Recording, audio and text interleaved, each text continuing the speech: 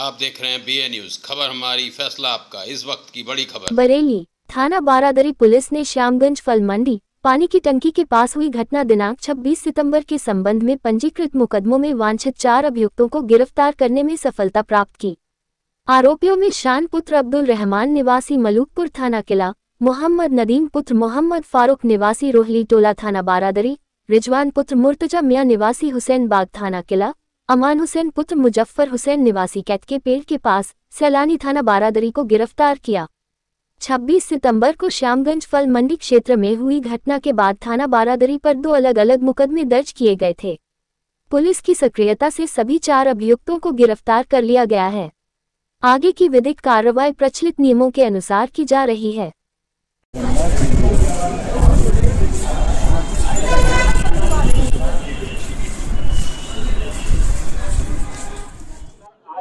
Update है, कितने और आरोपी गिरफ्तार हुए हैं अभी तक? 26 सितंबर को थाना कोतवाली क्षेत्र में जो घटना घटित हुई थी, उसमें कल तक पुलिस के द्वारा 73 अभियुक्तों को गिरफ्तार करके जेल भेजा गया था। आज टोटल 8 अभियुक्तों को पुलिस के द्वारा गिरफ्तार किया गया है, जिसमें 2 अभियुक्त पुलिस मुठभेड़ के दौरान थाना सीबीगंज की टीम के द्वारा गिरफ्तार किए गए हैं। इसके अलावा 6 अन्य अभियुक्त हैं, जिसमें थाना कोतवाली के द्वारा डॉक्टर नफीस खान पुत्र अब्दुल वहीद और फरमान खां पुत्र नफीस खां, ये 2 अभियुक्त गिरफ्तार किए गए हैं। और थाना बारादरी पुलिस के द्वारा शान, मोहम्मद नदीम, रिजवान, अमान हुसैन और ताजिम, ये लोग गिरफ्तार किए गए हैं। इस प्रकार से टोटल हम लोगों के 8 अभियुक्त हैं जो आज की डेट में गिरफ्तार होकर जेल जा रहे हैं। टोटल पुलिस के द्वारा अब तक 81 अभियुक्त इसमें गिरफ्तार किए जा चुके हैं।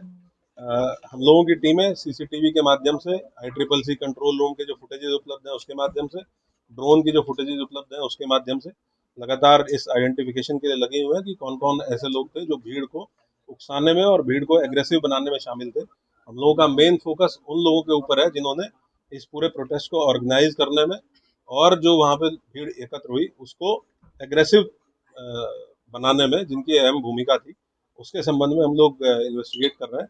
जो भी और लोग इसमें इस तरह की भूमिका में प्रकाश में आएंगे, हम लोग उसके खिलाफ कार्रवाई कर सकते हैं। सर, ये जानकारी मिली कि जो नमाज का टाइम था वो भी बदला गया था, पहले क्या था, किस तरह से चेंजिंग की गई थी, क्या कह के किया गया था? ये सुबह जब वीडियो अपील जारी हुई उसके बाद नमाज का समय चेंज करते हुए अक्रॉस द सिटी 1 बजे कर दिया गया था।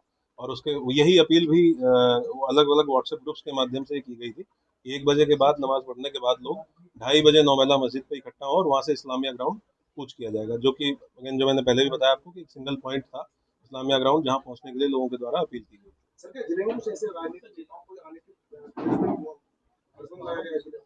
धारा 144 या धारा 163 BNSS जनपद में लागू है और उसका ये DM जिला मजिस्ट्रेट के द्वारा लागू की गई है। उसका पूर्णतः अनुपालन हम लोग सुनिश्चित करेंगे, तो उसी का अनुपालन किया जा रहा है। डॉक्टर नफीस ने सब पूछताछ में क्या बताया कि कब से प्लानिंग चल रही थी इस पूरे बवाल को करने की, कहाँ कहाँ से लोग बुलाए गए थे? जो कोतवाली पुलिस के द्वारा गिरफ्तार किया गया है डॉक्टर नफीस और उनका पुत्र, इससे पूछताछ में ये बातें प्रकाश में आई हैं कि 19 तारीख को जब ये अपील जारी की गई लगभग 1 हफ्ता पहले, और उसके बाद लगातार संवाद स्थापित किया गया और बताया गया कि इस प्रकार का कोई भी कार्यक्रम लॉ एंड ऑर्डर के पॉइंट ऑफ व्यू से, क्योंकि त्योहारों का समय है और उसके साथ साथ पहले भी इस तरह के जब कार्यक्रम हुए हैं तो काफ़ी समस्याएं पैदा हुई हैं, बहुत घटनाएं हुई हैं, तो इसको करना उचित नहीं रहेगा, इसलिए इसकी अनुमति नहीं दी गई।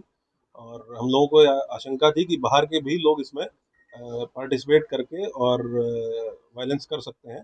ये सारी चीज़ें बताई गई, उसके बावजूद भी जब ये नहीं किया गया तो पहले दिन जो ये डॉक्टर नफीस है, इसका लड़का फेसबुक पेज है जो IMC का, उसको संचालित करता था। ये बात इनसे पूछताछ में सामने आई है और उसी फेसबुक पेज पे वही अपील जिसको नदीम ने भी शेयर करने के बाद 2 घंटे बाद कहा था कि ये मेरे साइन नहीं है, उसी अपील को डॉक्टर नफीस के लड़के जो दूसरा अभियुक्त है आज जो पकड़ा गया है, जिसका नाम है फरहान, इसने IMC के ऑफिशियल जो फेसबुक पेज है उस पर पहले अपलोड किया और प्रशासन को गुमराह करने के लिए उसका स्क्रीनशॉट शेयर किया प्रशासन के साथ रात के समय, और फिर थोड़ी देर बाद ही उसको फेसबुक पेज से डिलीट कर दिया। सर, अभी तक जांच कहाँ तक पहुंची और कितना अभी वक्त लगेगा पूरा एकदम तस्वीरें भी साफ होने में?